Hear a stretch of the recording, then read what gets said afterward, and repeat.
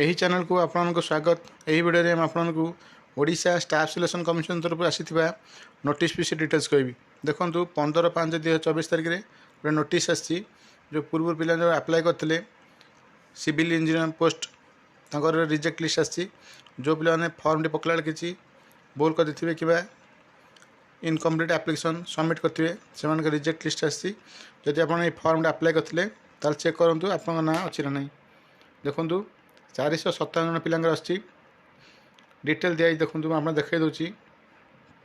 ଦେଖନ୍ତୁ serial number, registration number, ଦେଖନ୍ତୁ ଆପ୍ଲିକେଣ୍ଟ ନାମ ଡିଟେଲ୍ ଦିଆଯାଇଛି। ଯଦି ଆପଣମାନେ ପକାଇଛନ୍ତି ତାହେଲେ ଦେଖନ୍ତୁ। ଏ ଥିଲା ଓଡ଼ିଶା ଷ୍ଟାଫ୍ ସିଲେକ୍ସନ୍ କମିଶନ ତରଫରୁ ଆସିଥିବା ନୋଟିସ୍ ବିଷୟ ଡିଟେଲ୍ସ। ଯଦି ପ୍ରଥମ କରି ଆପଣମାନେ ଚ୍ୟାନେଲଟି ଦେଖୁଛନ୍ତି, ଯଦି ପୂର୍ବରୁ ସବସ୍କ୍ରାଇବ୍ କରନ୍ତି ତାହେଲେ ସବସ୍କ୍ରାଇବ୍ କରନ୍ତୁ।